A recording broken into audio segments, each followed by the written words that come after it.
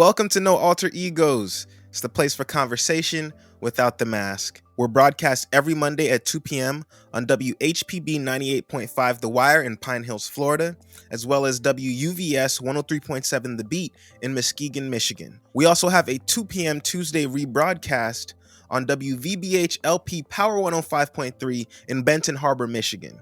To everyone that's been listening in, whether it's since the very beginning or late last year, even if you just started listening last week, welcome back to the show. I'm your host, Trll Kennedy, and we have an incredible lineup of stories and topics once again for this week. Before we get into that, though, I just want to give a quick reminder to everyone about the fact that our 1-year anniversary, one whole year we've been on the air now, is coming up next week. That's 51 weeks. This is episode 51, and episode 52 is coming up next week. But one whole year without breaks, interruptions, or holidays that this program has been on the air. And it's really thanks to you guys, everyone that is now either watching, because we do have our YouTube channel that's up with our video podcast. So if you want to interact with the podcast in a different way, or if you missed the live broadcast, we're now going to be available on our YouTube channel, the No Alter Egos podcast. We're also available on demand on the Umoja Radio app. We're also going to be coming to all your favorite podcast streaming platforms as well. But for everyone that's been watching and tuning in, man, it's a really special show that we have lined up. And as I said, I'm super happy and excited that we've even gotten to this point, because it just started off with an idea and an invitation to maybe bring some new content and perspective to the world of news, sports, opinion, media, whatever you want to call it. And so for it to be at this point where we're a year in, it's the first year of hopefully many, God willing, it's been a beautiful ride and experience to this point. And to everyone that has been along on the journey to see me and the show grow, thank you guys so much for tuning in, because none of this happens without you guys. It really doesn't. And so I'm super excited to bring you guys this new form of content, as I said, in the YouTube channel. If you are watching this on YouTube, don't forget to like and subscribe if you like what you hear. I think that you will. And to everyone that's listening in on the radio, welcome back to the show once again. Now let's get into those topics. Like I said, I'm going to be providing a quick update on Brittney Griner's situation right now in Russia, as she is still detained, and just have some updates on that whole situation.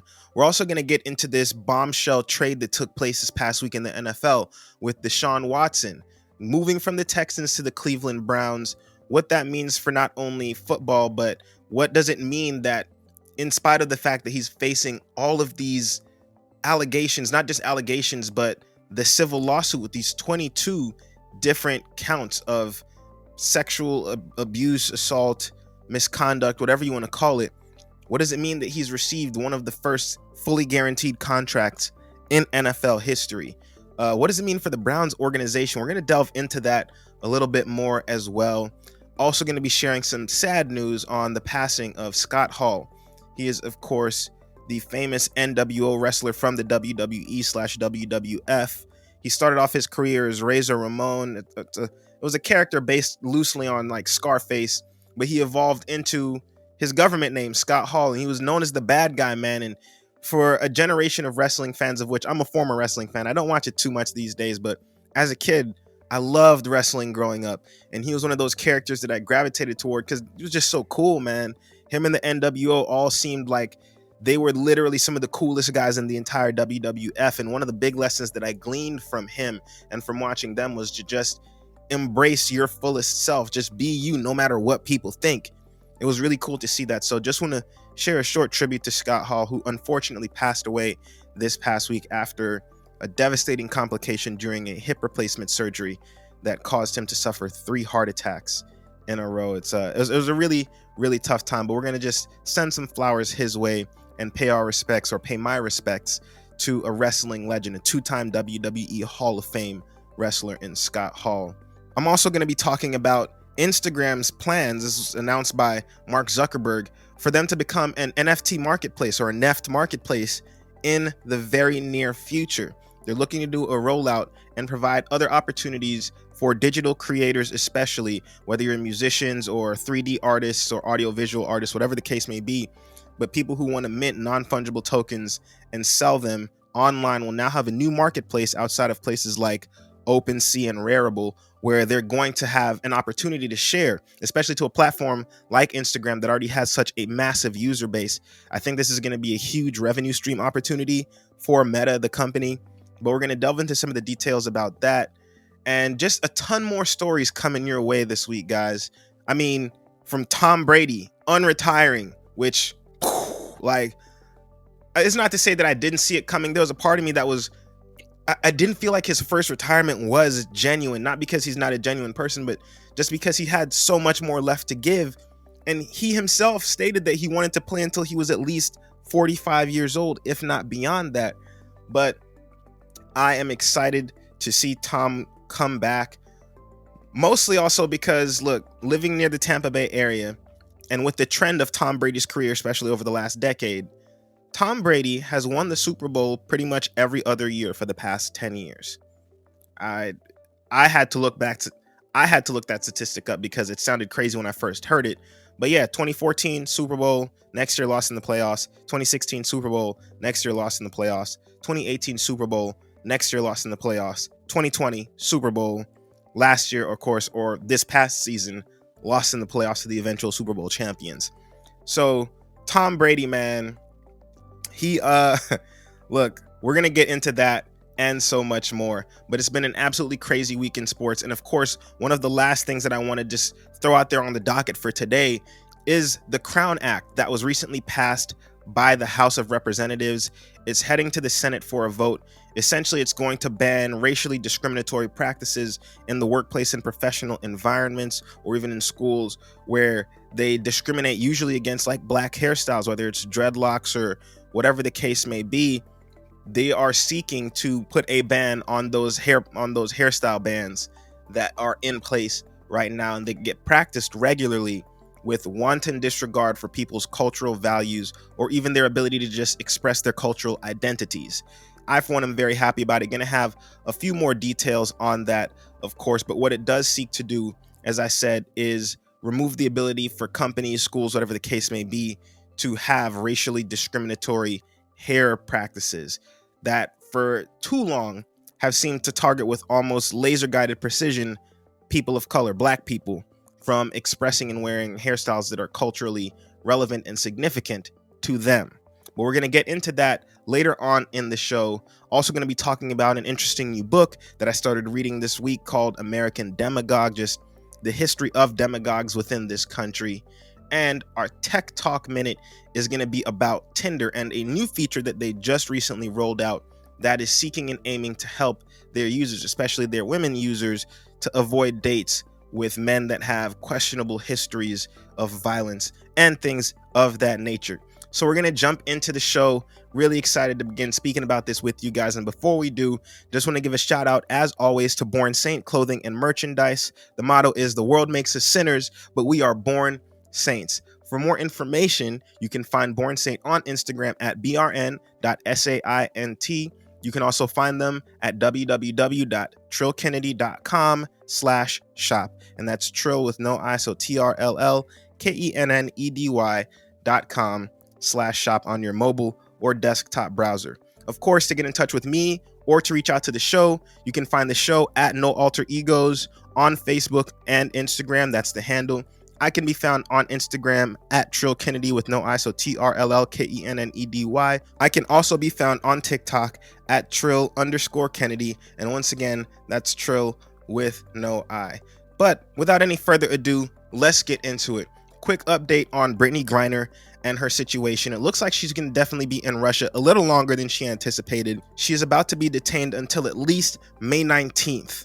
Now, she was arrested back in early February, caught at the airport with some hash oil in her luggage, and she has been held since then. And the scarier thing about this situation, especially, is the fact that Russia is a deeply conservative country that in recent years has taken a bit more of a hardline stance at the behest of President Vladimir Putin against LGBTQIA+ members of the Russian community. And so for Brittney Griner to be in that community and to be trapped in a country like that, especially with the geopolitical situation right now that's going on. Obviously, Russia is involved in a deep and heavy conflict, a war against the Ukraine as it tries to annex it back into Russia. And I feel like she's a little bit of a political pawn prisoner right now, only because of what's going on, but generally because of how Russia feels towards people within the LGBTQ community. It's just a really rough time, but she is going to be detained until at least May 19th, it seems. Now, she has been, and this is according to reports, she's been allowed to have contact with her legal counsel in Russia and some of her representation, but she has not, as of yet, been allowed to communicate with ambassadors in the US embassy and whatnot. They're still negotiating through back channels a means and method for them to be able to do that. And I spoke about it last week, how unfortunate it was that she even had to go to a place like Russia to go play basketball. But the reality is she's making almost 5 times as much money playing basketball over there than she is making in the WNBA. Now, where I will still hold her responsible is the fact that, you're going into a country like Russia. Why even take the chance? Why even take the chance? But at the end of the day, this is an extremely heavy-handed response, and I think one that has been exacerbated and affected by the fact that Russia has this ongoing war and crisis with and against the Ukraine. So to Brittney, hold down the fort. I know it's a tough time, but my expectation is that she's eventually going to be returned home safe and sound, probably having learned a lesson. She'll probably cancel her contract with the Russian team. And my bigger hope really is that some kind of revenue sharing can take place between the NBA and WNBA so that the WNBA's brightest stars, like a Brittney Griner, don't have to supplement their income by going overseas into countries like Russia, where the possibility for something like this to even happen still looms very large. But we're going to keep things pushing right now. Just want to, as I said, send my best wishes and the show's best wishes over to Brittney, because I know it's not an easy situation.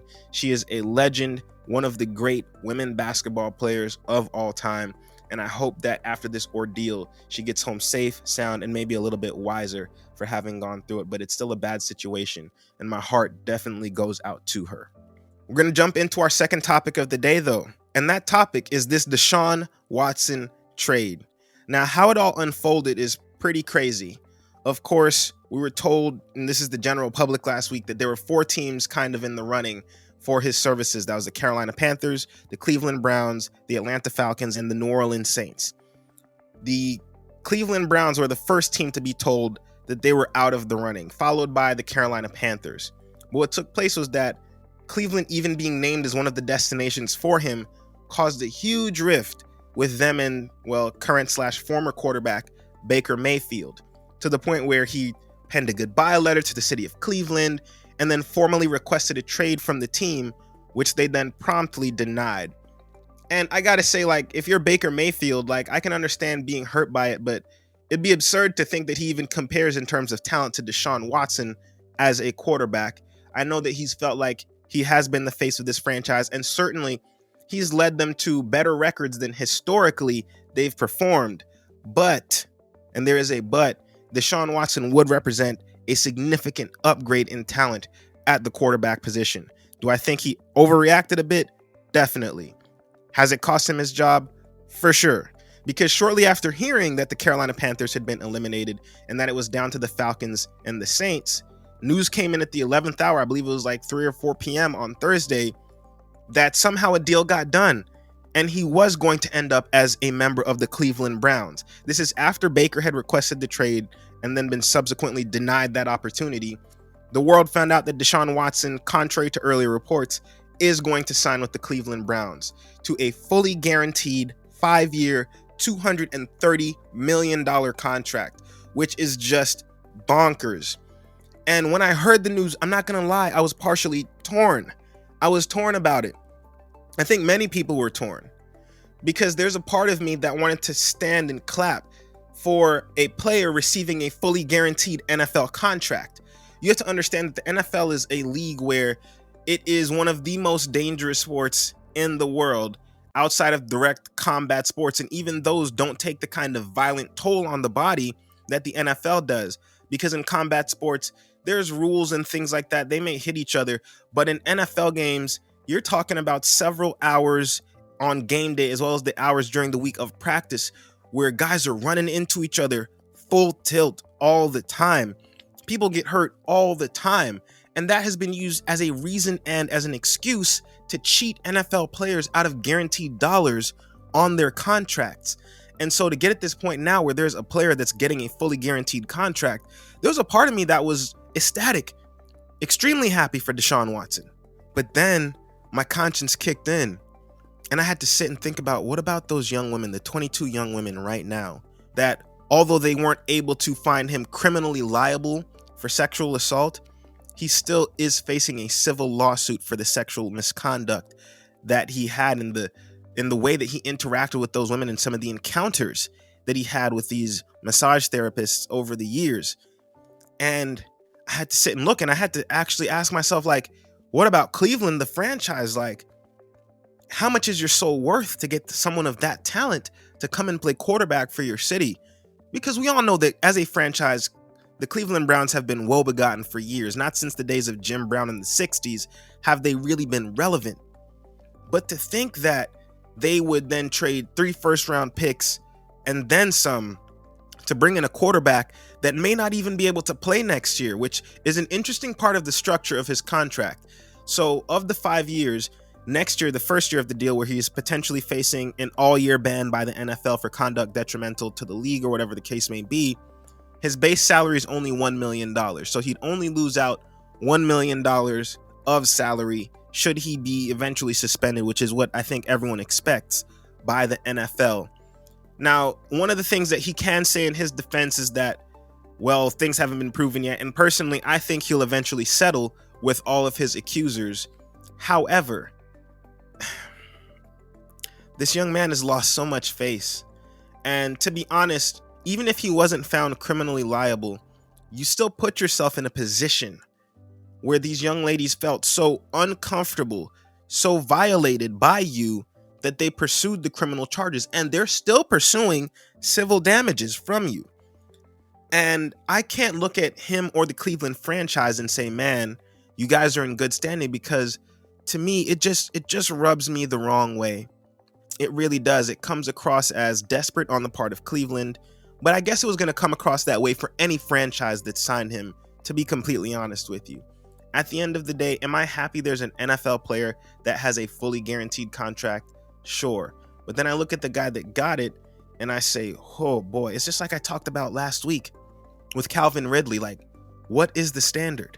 Because you have a guy like a Deshaun Watson who is facing all of these allegations and charges and is going to be banking like no player before him ever has after having beat the criminal part of those charges.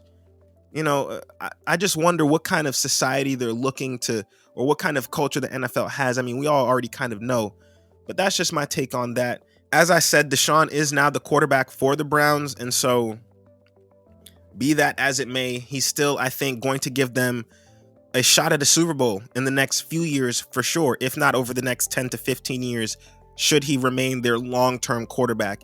He might bring the city of Cleveland back to relevance, but my only fear about all this is the kind of message that it sends to young men everywhere, that it's okay to engage in the kind of sexual behaviors that he was engaged in that have landed him in this hot water. These allegations didn't just come out of nowhere. Now, I know the Texans probably did have a little bit to do with it, escalating to such a degree, but at the end of the day, as a young man, he still put himself in that kind of a position, and he has to be held responsible to some degree for the conduct that landed him in this hot water.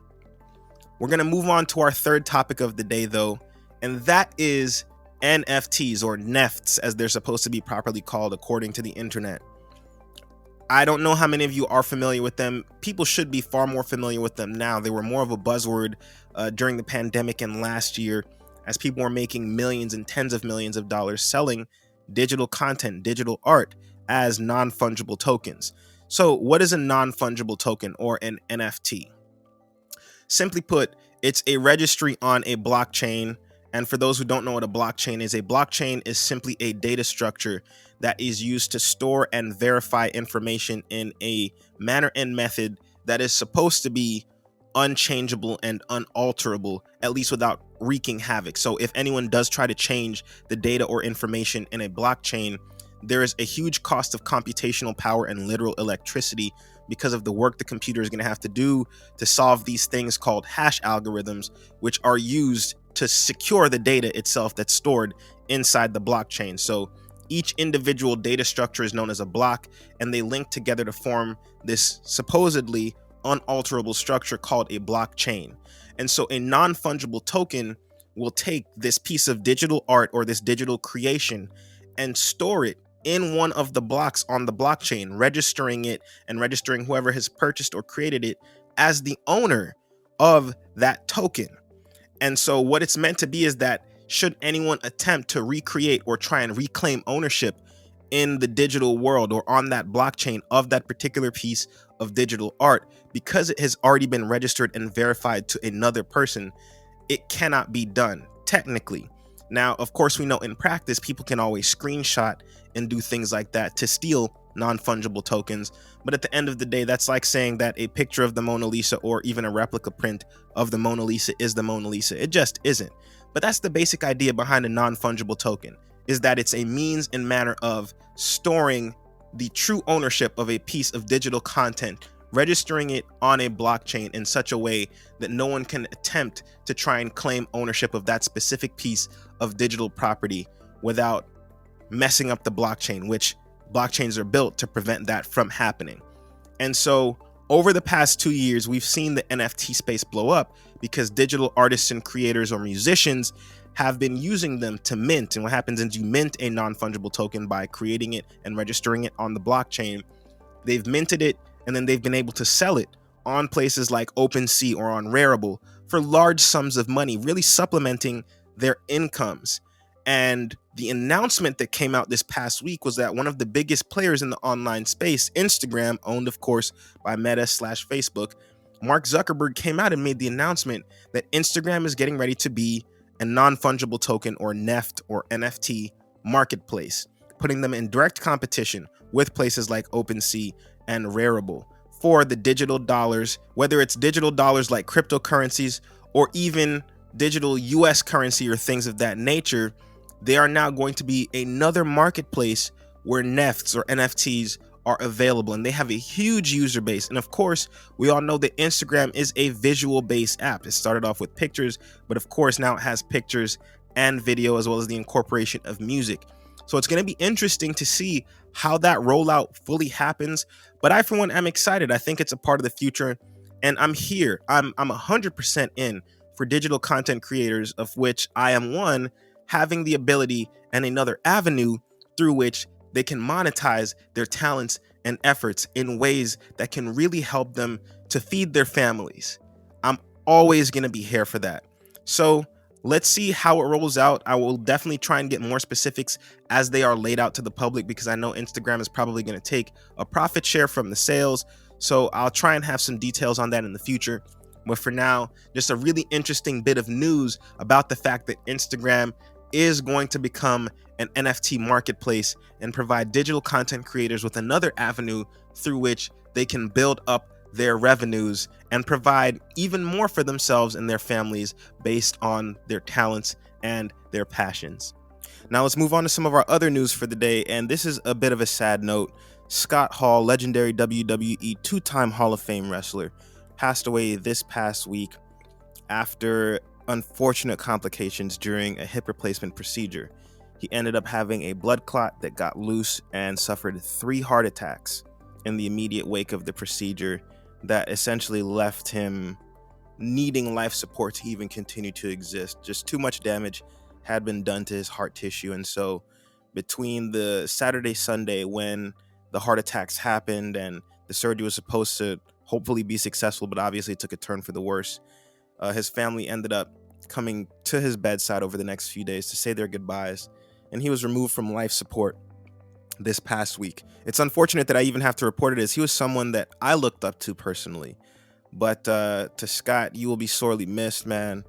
NWO, for myself and millions of other teenagers and young adults growing up, really gave us a blueprint on how to be our unapologetically baddest selves. It's not to say you cause trouble and mischief, but to form your own and forge your own identity. No matter what the world says, you didn't have to conform to it. You could step off and create your own new thing. And that's what I'll always remember him for, was for being the Intercontinental Champion, as well as one of the baddest dudes in wrestling. And it's so unfortunate, man. It's so unfortunate for him to lose his life so young, and especially to like I said, the blood clots that took place as a result of this hip replacement. There's so many of these guys in wrestling, and it's one of the reasons why I respect and revere them to a degree. But another one of the reasons why I personally just couldn't get involved in the sport is because it's so demanding on your body and on your mind. It takes such a toll, specifically on you physically, over time, that to think that he was going to be in WrestleMania this year, he was supposed to be on the docket for it. I'm sure now they're just going to give him what I hope and am positive will be an incredible tribute. But once again, it's sad that it even came to this, in the middle of this surgery now while he was still wrestling. Maybe it's just a lifelong addiction that you develop once you're into the sport. But Scott Hall unfortunately lost his life this past week after suffering, as I said, multiple heart attacks as a result of that surgical procedure. So to Mr. Scott Hall, thank you for your service to millions, tens of millions of wrestling fans around the world, like myself, who grew up watching you, Kevin Nash, Shawn Michaels, and all you guys really give your all in the ring for our entertainment. Now for some other sports news, this one on a bit of a higher note. LeBron James is officially the second leading scorer all time in NBA history. Now, of course, he set the mark for total combined career points for both playoffs as well as regular season. That was earlier this year. But what people really think about when they think of the career scoring leaders is, what did you do in the regular season? And so LeBron James, as of this past weekend during a game against the Wizards that the Lakers would eventually go on to lose, despite LeBron dropping 38 points, but he ended up passing Karl Malone for second all time, and he did it in more than 100 fewer games than the mailman did. But he is now the number 2 all-time leading scorer in the history of basketball, and he's poised to pass Kareem Abdul-Jabbar for number 1 all-time sometime next season. He may even become the first player in the history of professional basketball to score 40,000 points over the course of a career. That would, of course, be about 2 or 3 years from now, but we can still look forward to the future. We know LeBron probably has another solid 4 to 5 years of basketball in him. He has, of course, stated that he wants to play, and one of his major goals and ambitions that keeps him healthy and driven and moving forward is the fact that he wants to play with his son, Bronny James, a rising high school prospect who just finished out his junior season at Sierra Canyon High School in California. But congrats to the King James, man. Want to give you your flowers for being one of, if not the greatest NBA talent of all time. When we talk about an all-around player, someone that can guard all 5 positions, that really helped to reinvent the term point forward because of the fact that he could play both the 4 and the 3, as well as the 5, and he was still such a distributor at those positions. He is one of the greatest, if not the greatest of all time. For my money, I still have him number 2 all time to Michael Jordan. That's up for debate, of course, with anyone who wants to smoke. But the reality is LeBron deserves his flowers, has earned his flowers. And who knows, once he captures that scoring title, I may have to nudge him up there, because while Michael did and has done incredible things for the game of basketball, to think about LeBron's sustained excellence over the course of 2 decades plus, which he'll be coming up into next year, like, it's kind of crazy. It's kind of crazy to think about and fathom what he has meant to the game of basketball for the past close to 20 years now. And moreover, the fact that he did that with so much hype coming in. Think about the guys that have failed to live up to expectations. Really, it's just about every single one of them, with the exception of LeBron, maybe Carmelo to a degree. But no one has had the second coming hype like LeBron James did. And he has not only lived up to that billing, he has in many ways surpassed it. And so got to give him credit. The number 2 all-time leading scorer now in NBA history. Shout out to you, King James. I hope that you continue to keep striving, keep going. And I know that at some point next year, I'm going to be on the show giving him flowers and props for passing Kareem Abdul-Jabbar and becoming the all-time leading scorer in the history of basketball. Now we have a few main stories to get to today. The first of which is the fact that Tom Brady is back, ladies and gentlemen. After an extraordinarily brief retirement, way shorter than MJ's retirement, the GOAT of football said, you know what, I still have a little more left in the tank. And ironically enough, when he first announced his retirement, I was one of those people that I was shocked because of the fact that it just didn't make a lot of sense to me.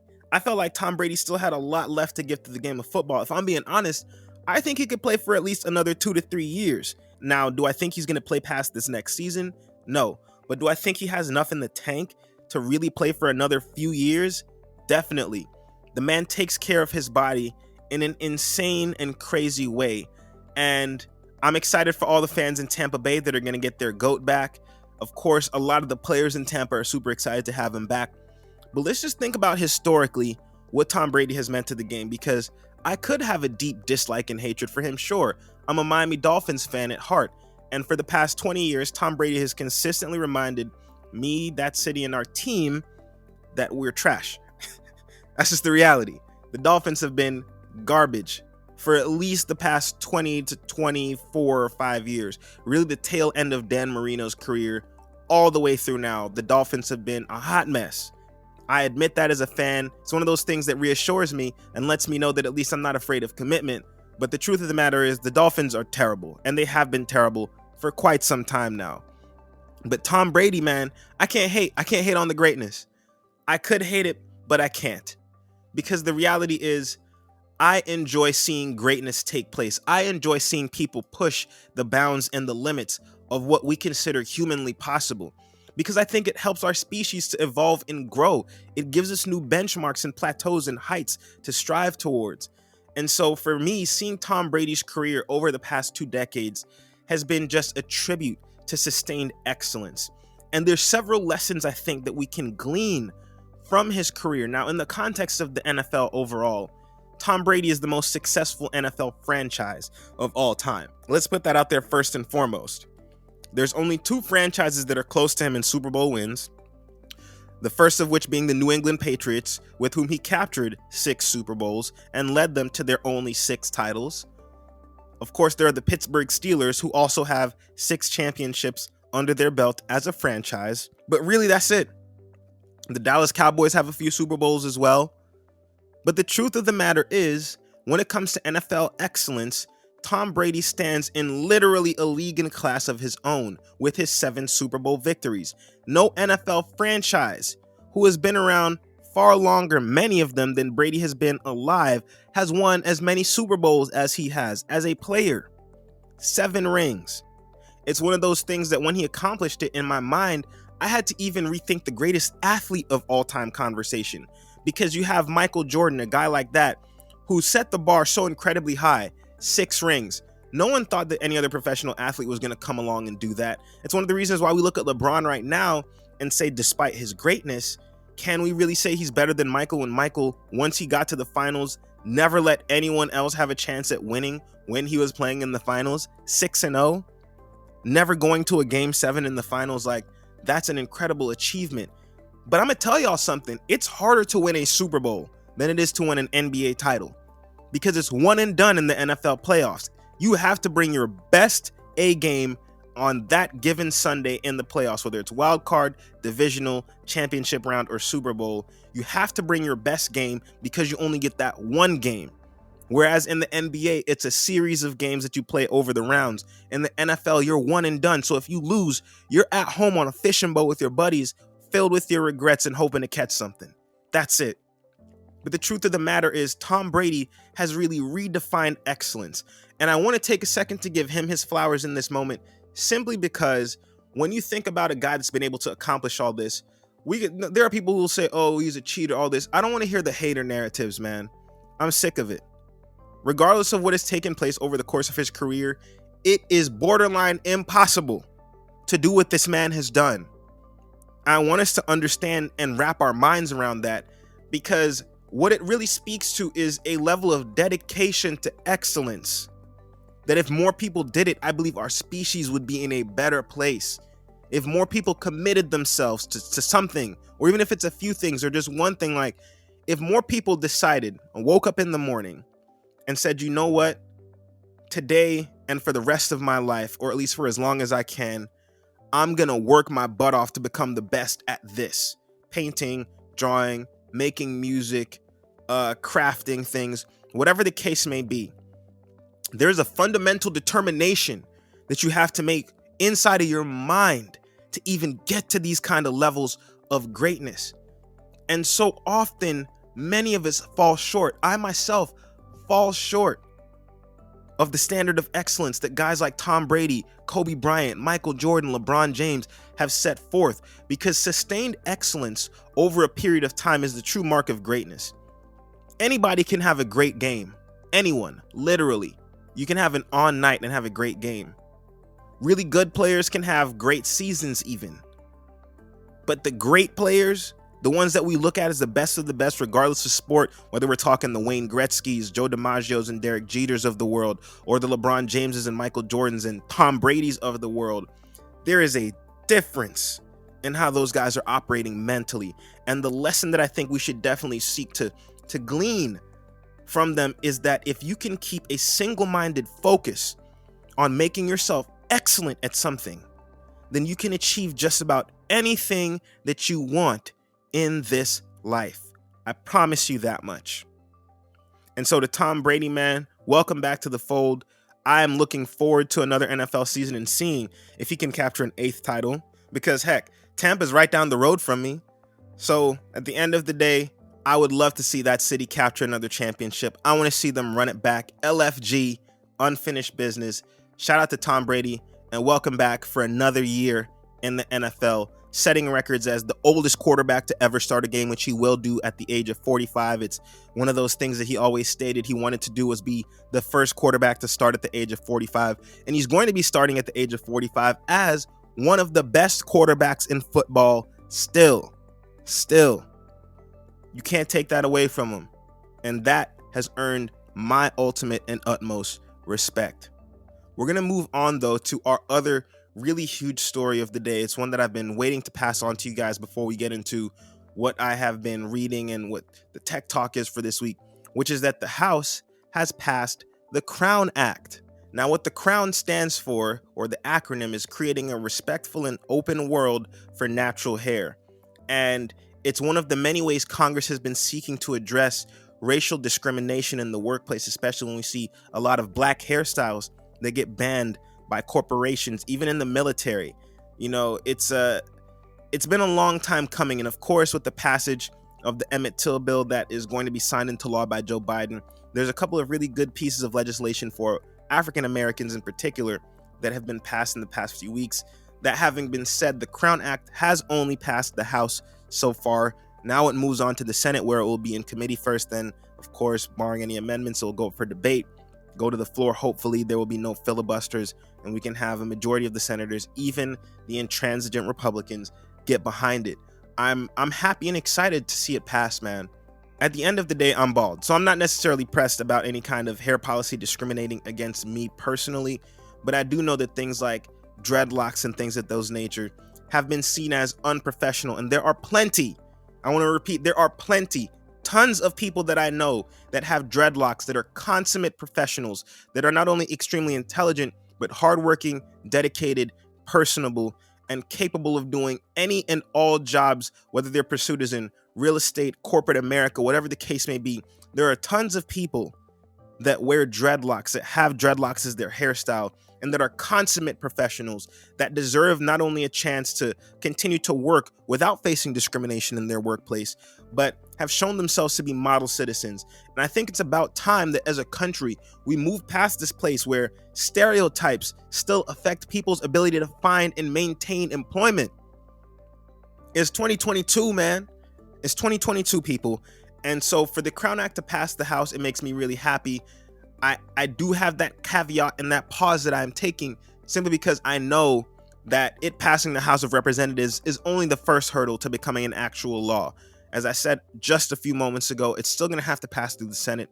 And so I won't hold my breath on it, but what I will do is keep a careful eye on it and update you guys as it moves through the Senate. Hopefully it won't face any real opposition, but it passed the House 235 to 189, which means 189 representatives voted to still be able to ban and discriminate against specifically black people, but minorities generally, for their cultural hairstyles in the workplace.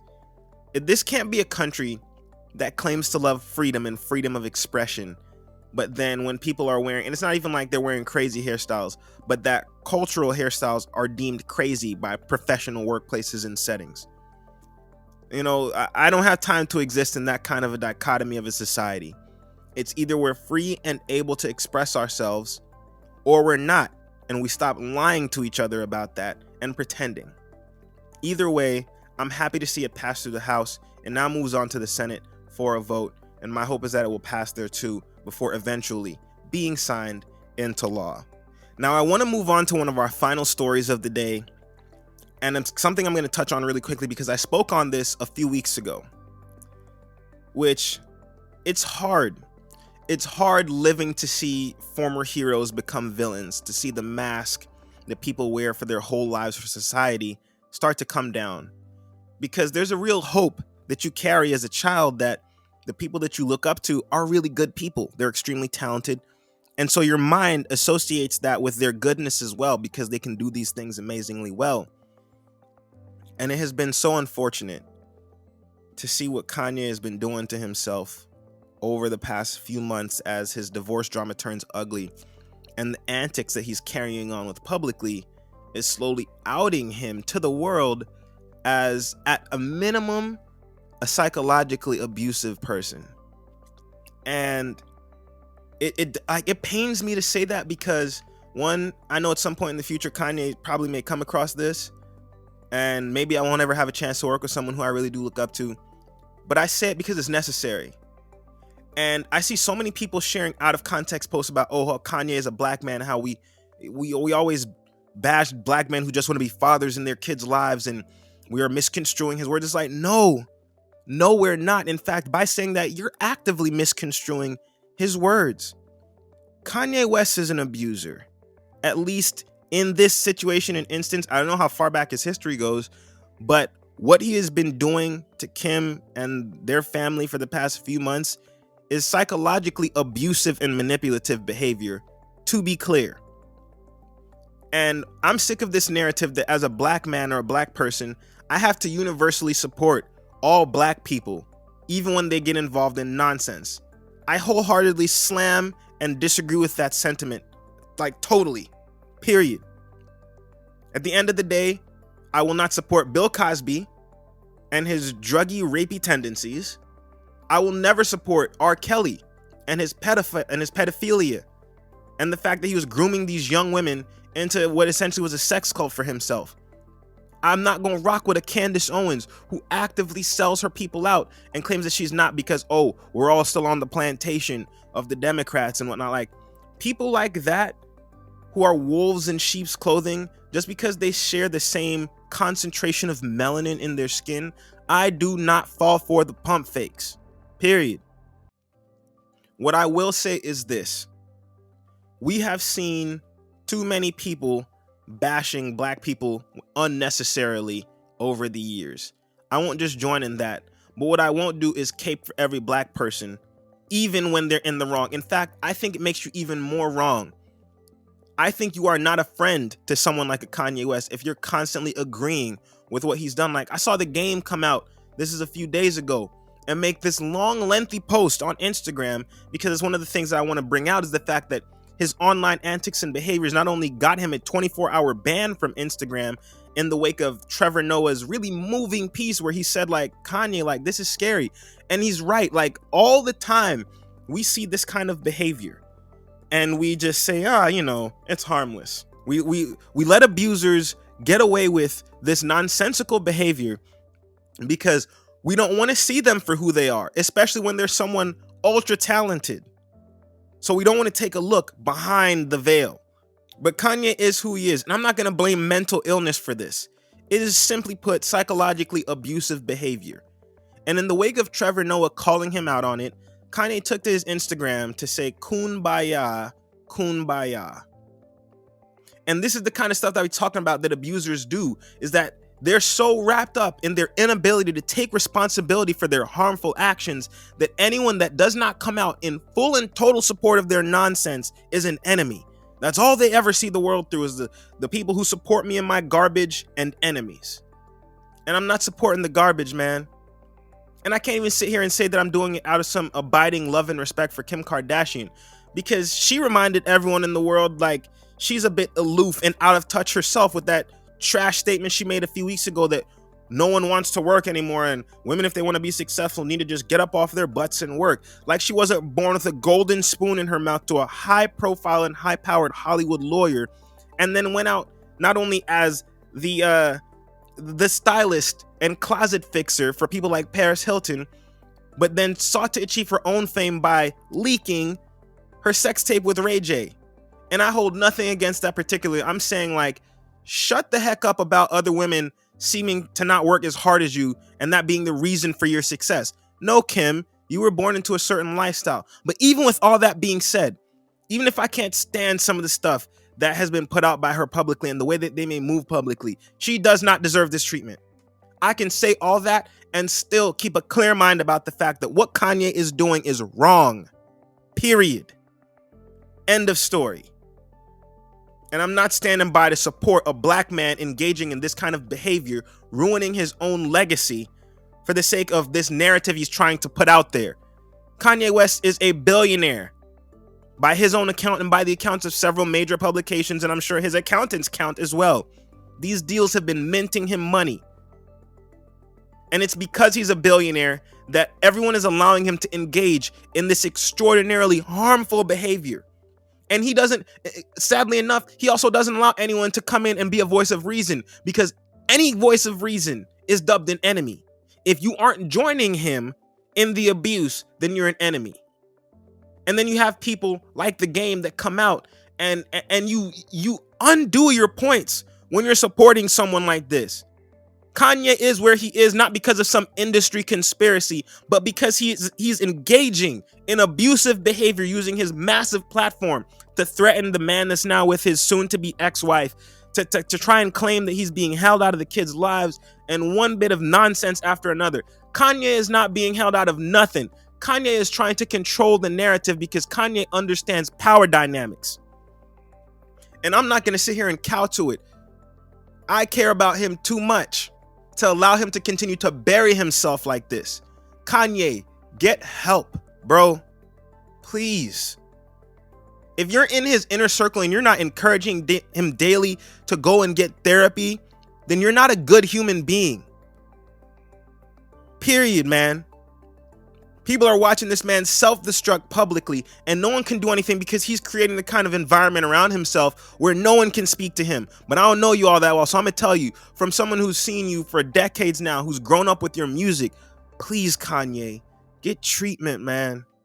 This is sad. You're going out bad, bruh. Really bad. And I can't sit here and co-sign the nonsense any further. I just had to share my piece on it. Kanye is now no longer performing at the Grammys. Of course, he's back on Instagram, but was banned briefly from the platform because he's been engaging in abusive behavior online towards his soon-to-be ex-wife. That's it, and that's all. There's no conspiracy. And as a black man, I won't sit here and blindly support another black man in nonsense. There's words I want to use, but I won't use because of FCC airwave laws. But I can't support it, and I won't. And if no one else will say it, maybe it's easier for me to say it because it is no threat or harm to my career at this point. But Kanye, bro, this is a terrible, terrible, awful look for you. It really is. You're better than this. And Miss Donda would not be proud of how you're behaving publicly right now. And you know that. You know that in your heart.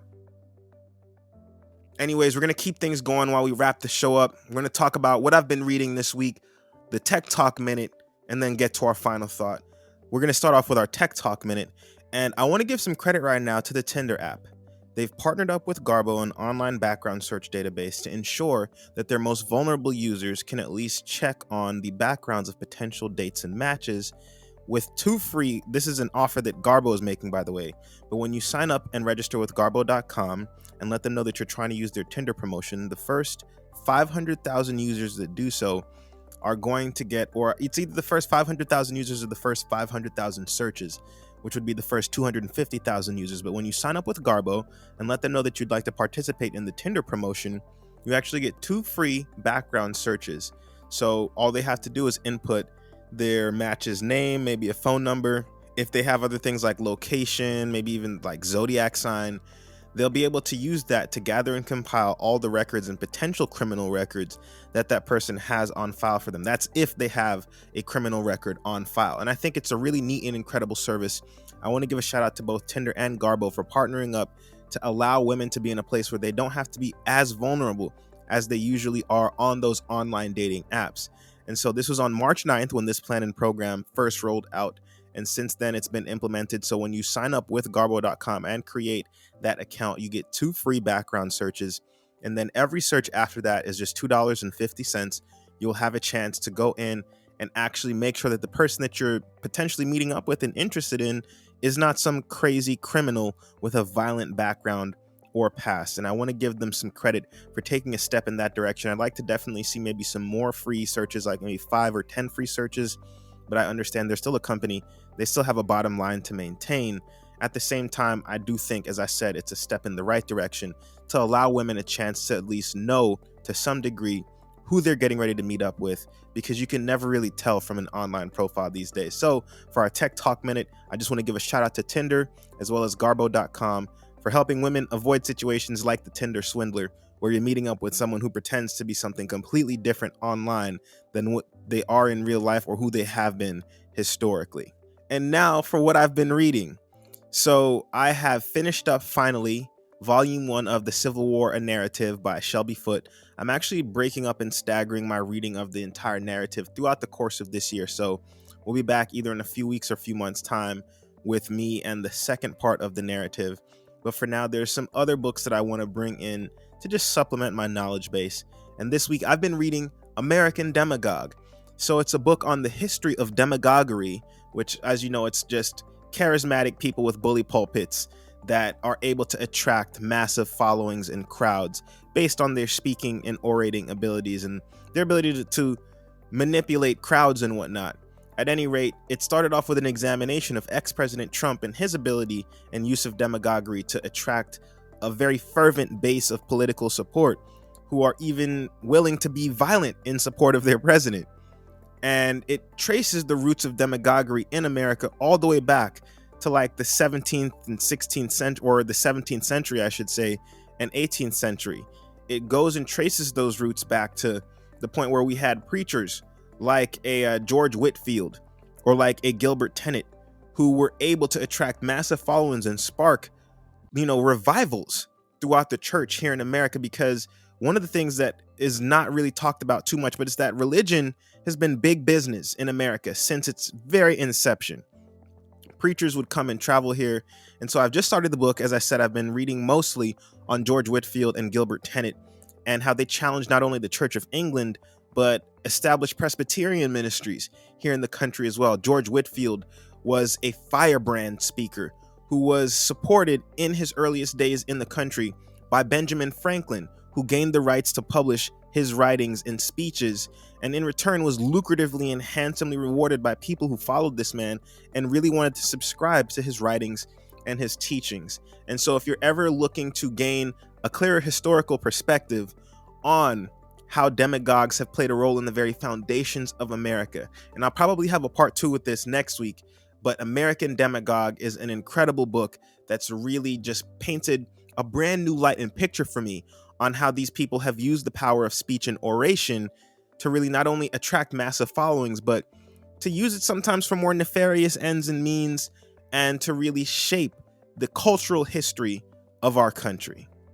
And that moves me into our final thought for the day. And that thought is to give people grace and space. It's something that wasn't afforded by the demagogues that I just mentioned in that book. But the reality is, and this came to me because I witnessed a road rage incident. I was in South Florida this past week, and I witnessed a road rage incident that took place where someone driving a U-Haul was getting ready to exit. They were exchanging some words with a driver that was a couple lanes over. And whatever was said as they were getting ready to exit was apparently so disturbing and so angering that they swerved back on through several lanes and began to chase this other car down the highway. And I said, look at those people who maybe just a few hours ago didn't even know each other existed, and yet are now engaged in this violent encounter for seemingly no reason other than an exchange of words, maybe some bad driving. And it got me to thinking that there are so many times when we encounter people that upset us, people that do things that we take personal because we think that they have no reason to do anything malicious towards us. And we have these encounters maybe every single day where someone does something that will upset you and piss you off. And I had to take a step back, and it was a reminder that, you know what, in those moments, especially when someone's getting a rise out of you, it's the best time to stop. Take just a quick second to think and realize that this other person is more than likely going through something that has nothing to do with you. And so to give them the grace and space to be imperfect and human without it affecting you and bringing you down to their plane and level of energy. Give people the grace and space to be imperfect. When they do things that you could take personal, forgive in the moment and step away, because more often than not, what they are doing is projecting onto you some kind of slight or something that happened to them that they weren't able to remedy. And more often than not, you're just a victim, an innocent bystander in their emotions or something bad that may have happened to them. And you never know what someone has gone through that day or is going through in life. And this advice for me, it's almost life-saving advice. I can't think of the amount of people that have lost their lives because someone did something, they got upset, their pride was hurt, they confronted that person, and it turns into a gunfight or some kind of fight or something where it escalates. And it's always easier, at least I've discovered, it's always easier in the moment to just forgive, to accept that people are imperfect, just like we are imperfect. I'm an imperfect person. And because I know that I need grace and space to be imperfect, I do my best to offer that to others as well. And so that's our final thought for today. As you go through this week, give other people the grace and space to be imperfect. Whenever you're in those encounters and situations that seem as though they're there to try your patience, as I said, you have to come from the holistic perspective that this other person is more than likely just projecting something onto you that has nothing to do with you. And so like God gives us grace, we need to give each other some grace to be flawed, to be imperfect, forgive in the moment, step away from situations that are seeking to bring you down to a lower plane of existence. And that is how we can, at least for the time being and in those moments, elevate ourselves to be our highest human selves. Go through this week, show each other grace, give each other the space to be imperfect and to grow. Move with love. Thank you to everyone that's been listening in. If you've been watching on YouTube, thank you. Don't forget to like and subscribe to the channel. It's the No Alter Egos podcast. Take care of yourselves as you go through the rest of this week. To all our radio listeners, thank you for tuning in for the live broadcast. And to all of our on-demand listeners and viewers, thank you for being here with me today. Take care of yourselves as always, and God bless. Looking in the mirror, I know I'm imperfect, just like everybody else I know. Most times I wish the world looked beneath the surface, but I guess that's how life goes. Had to learn to love myself this time around. Pop a bottle and then take a sip just because. Book a flight and then take a trip just because. Love myself just because.